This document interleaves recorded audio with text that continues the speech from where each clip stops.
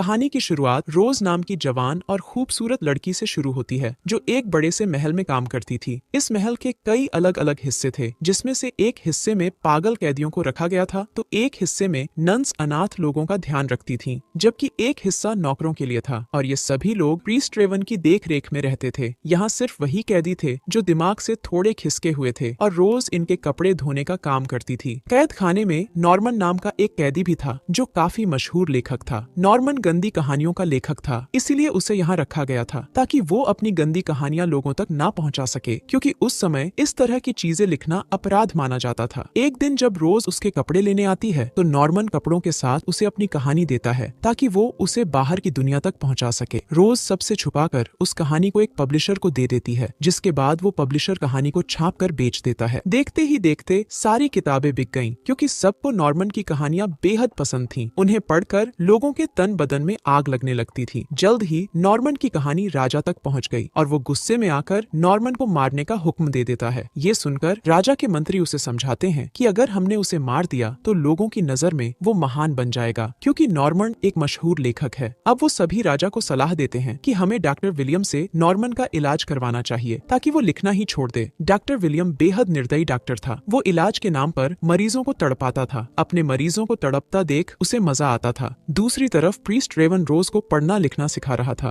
रोज मन ही मन रेवन से प्यार करती थी। रेवन को भी उसके प्यार का एहसास था, लेकिन वो चाहकर भी एक नहीं हो सकते थे। डॉक्टर विलियम भी रेवन से मिलने पहुंच गया। वो उसे बताता है कि राजा ने मुझे नॉर्मन के इलाज की जिम्मेदारी दी है। विलियम से बात करने पर रेवन को पता चल जाता है कि नॉर्मन की लिखी कहानियां पब्लिश हो रही हैं, और ये जानकर रेवन को नॉर्मन पर बेहद गुस्सा आता है, लेकिन फिर भी वो विलियम से कहता है कि मैं इस बारे में नॉर्मन से बात करूंगा। असल में रेवन विलियम के बारे में अच्छे से जानता था कि वो किस तरह का इलाज करता है, इसीलिए वो नॉर्मन को उससे बचाना चाहता था। वो जल्दी जल्दी नॉर्मन के पास आकर उस पर गुस्सा करता है। वो कहता है कि अगर अब तुमने कुछ भी लिखकर पब्लिश करवाया तो अच्छा नहीं होगा। दूसरी तरफ विलियम को मैरी नाम की एक अनाथ लड़की पसंद आ गई थी और वो उससे शादी कर उसे अपने घर ले आता है। मैरी विलियम की बेटी की उम्र की थी और रात होते ही विलियम जबरदस्ती उसकी गुफा में अपना गन्ना डाल देता है। कुछ ही दिनों बाद ये बात पूरे शहर में आग की तरह फैल गई कि विलियम ने अपने से आधी उम्र की लड़की से शादी की है। देखते ही देखते नॉर्मन के कानों तक भी ये बात पहुंच गई और नॉर्मन मैरी की स्थिति के बारे में कल्पना कर एक नाटक लिखने लगा, जिसमें उसके पागल साथी एक्टिंग करने वाले थे। सभी लोग जोरों शोरों से इस नाटक की तैयारियां करने लगे और इसे देखने के लिए कई लोगों को बुलाया गया, और इन लोगों में विलियम भी मैरी के साथ आता है। जब स्टेज पर विलियम और मैरी की कहानी दिखाई जाने लगी तो विलियम को गुस्सा आने लगा, जबकि मैरी को ये सब देखकर मजा आ रहा था। नाटक में बताया जा रहा था कि बूढ़ा विलियम कैसे मैरी की गुफा में धमाके करता होगा। सभी लोग नाटक देखकर खुश हो रहे थे। रोज भी पर्दे के पीछे से सब देख रही थी, और इसी बीच एक पागल कैदी उसे दबोच लेता है, क्योंकि नॉर्मन का नाटक देखकर उसकी जिस्मानी भूख जाग गई थी। रोज खुद को बचाने के लिए गर्म इस्त्री उसके मुंह पर लगा देती है, जिसके बाद सभी को इस घटना के बारे में पता चल जाता है। ये सब देखकर विलियम रेवन पर भी गुस्सा करता है, क्योंकि उसका मानना था कि सब कुछ नॉर्मन के कारण हुआ है। अब रेवन नॉर्मन के पास जाकर उसे कलम और कागज छीन लेता है। कुछ दिनों बाद नॉर्मन की बीवी लिविया उससे मिलने आती है। नॉर्मन ने कई दिनों से कुछ भी नहीं लिखा था, इसलिए वो बेहद गुस्से में था और वो अपना गुस्सा अपनी बीवी पर उतारने लगता है। नॉर्मन ने आज जो हरकत की थी उससे लिविया को काफी दुख पहुंचा था, इसलिए वो विलियम के पास जाकर उसे नॉर्मन का इलाज करने को कहती है। नॉर्मन के इलाज में काफी खर्च होने वाला था, इसलिए नॉर्मन की किताब से जो कमाई हुई थी लिविया वो सारे पैसे विलियम को दे देती है ताकि वो उसके पति को ठीक कर सके, जबकि उधर नॉर्मन लिखने के नए नए तरीके खोज रहा था। जब उसे खाने को चिकन और वाइन दिया जाता है तो वो चिकन की हड्डी को अपनी कलम और वाइन को सिहाई बना लेता है। उसके पास कागज भी नहीं था, इसलिए उसने पूरी कहानी अपनी चादर पर लिख डाली। अगले दिन वो चादर रोज को मिलती है और रोज पूरी कहानी कागज पर उतारने लगती है। रोज अपनी माँ के साथ रहती थी जो देख नहीं सकती थी। रोज उसे भी नॉर्मन की कहानी सुनाती है और वो भी कहानी सुनकर खुश होती है। देखते ही देखते ये कहानी भी छप गई, और जब ये बात रेवन तक पहुंची तो उसने नॉर्मन के कमरे से सारा सामान हटवा दिया ताकि वो चाहकर भी कुछ न लिख सके। असल में रेवन ये सब इसलिए कर रहा था ताकि वो नॉर्मन को जल्लाद विलियम के इलाज से बचा सके, लेकिन नॉर्मन उसकी बात समझ नहीं पा रहा था। इतना कुछ होने पर भी नॉर्मन का लिखने का जुनून कम नहीं होता। अब वो अपने खून से अपने कपड़ों पर पूरी कहानी लिख डालता है। जब रोज उसका ये जुनून देखती है तो वो बेहद खुश होती है और खुशी के मारे उसे किस करने लगती है। जब रोज नॉर्मन के कमरे से बाहर निकल रही थी तो एक लड़की उसे देख लेती है और वो जल्दी जल्दी विलियम के पास जाकर उसे सब बता देती है कि नॉर्मन की मदद करने वाली रोज है, और उधर नॉर्मन सबको अपनी कहानी दिखा रहा था। उसके लिखने के नए नए तरीके देखकर सभी लोग हैरान थे, जबकि रेवन गुस्से में आकर उसके सारे कपड़े उतरवा लेता है। अगली सुबह विलियम के कहने पर रोज को सभी के सामने कोहड़ों से पीटा जाने लगा, क्योंकि वो नॉर्मन की मदद करती थी। जैसे ही रेवन की नजर उस पर पड़ती है तो वो उन्हें रोककर खुद पर कोहड़े मारने को कहता है। उसका कहना था कि सारी गलती मेरी है, इसलिए सजा भी मुझे ही मिलनी चाहिए। लेकिन विलियम एक प्रीस्ट को सजा नहीं दे सकता था। आज की घटना के बाद रेवन ने रोज को यहाँ से दूर भेजने का फैसला कर लिया। रात को जब रोज अपनी माँ के साथ सो रही थी तो वो चुपके से रेवन के कमरे में आती है और उससे कहती है कि मैं यहाँ से दूर नहीं जाना चाहती, मैं तुमसे बहुत प्यार करती हूँ। रोज रेवन की बाहों में समाना चाहती थी, लेकिन रेवन जल्दी ही खुद को संभालकर उसे खुद से दूर कर देता है। असल में रेवन भी रोज से बेहद प्यार करता था, लेकिन प्रीस्ट होने के कारण वो उसके प्यार को कबूल नहीं कर सकता था। दूसरी तरफ मैरी भी नॉर्मन की बहुत बड़ी फैन थी। उसकी कहानियां पढ़कर मैरी की गुफा में तूफान मचने लगता था। जब विलियम उसकी प्यास नहीं बुझा पाता तो मैरी का घर के एक नौकर से ही चक्कर शुरू हो जाता है। वो दोनों नॉर्मन के लिखे हर एक तरीके से धमाके करते हैं। एक दिन जब विलियम घर से दूर था तो मैरी एक चिट्ठी लिखकर नौकर के साथ भाग गई। विलियम को मैरी के बिस्तर पर नॉर्मन की किताब नजर आती है, जिसे देखकर वो इसके लिए भी नॉर्मन को ही जिम्मेदार समझने लगा। उधर रोज नॉर्मन को बताती है कि रेवन मुझे यहाँ से दूर भेजने वाला है, इसलिए मैं एक आखिरी बार तुम्हारी कहानी पढ़ना चाहती हूँ। नॉर्मन लिखना तो चाहता था, लेकिन उसके पास कुछ भी नहीं था। अब ये लोग एक योजना बनाते हैं और अपनी योजना के अनुसार नॉर्मन अपने साथ वाले कमरे वाले पागल को कहानी सुनाता है और फिर वो अगले को। इस तरह करते करते ये कहानी रोज तक पहुंच रही थी, जो अपने कमरे में बैठी उसे कागज पर लिख रही थी। मगर जब कहानी में आग का जिक्र आया तो एक पागल ने अपने कमरे में ही आग लगा ली, जिसके बाद हर जगह आग फैल गई और सभी लोग भागने लगे। इसी बीच मौका देखकर जिसने एक बार पहले भी रोज की गुफा लूटनी चाहिए थी, वो आज फिर से रोज को पकड़ लेता है और वो साला उसकी गुफा में धमाके करने लगता है। रोज की चीखें विलियम ने सुन तो ली थी, लेकिन वो साला कुछ नहीं करता। मगर जब रेवन को रोज की चीखें सुनी तो वो उसे ढूंढने लगा, लेकिन उसने आने में देरी कर दी थी क्योंकि रोज मर चुकी थी। अब रेवन रोज की मौत के लिए नॉर्मन को सजा देना चाहता था। गुस्से में आकर वो उसकी जुबान कटवा देता है, जिसके बाद साले नॉर्मन की तड़प तड़प कर मौत हो जाती है। अब कहानी 1 साल बाद शुरू होती है। अब पूरे पागल खाने को विलियम संभाल रहा था और रेवन की जगह एक नया प्रीस्ट आ गया था, क्योंकि रोज की मौत के सदमे से रेवन पागल हो गया था। अब वो भी नॉर्मन की तरह अपनी कहानी लोगों तक पहुंचाना चाहता था, लेकिन विलियम उसे ऐसा करने नहीं देता और इसी के साथ इस कहानी का यही अंत हो जाता है।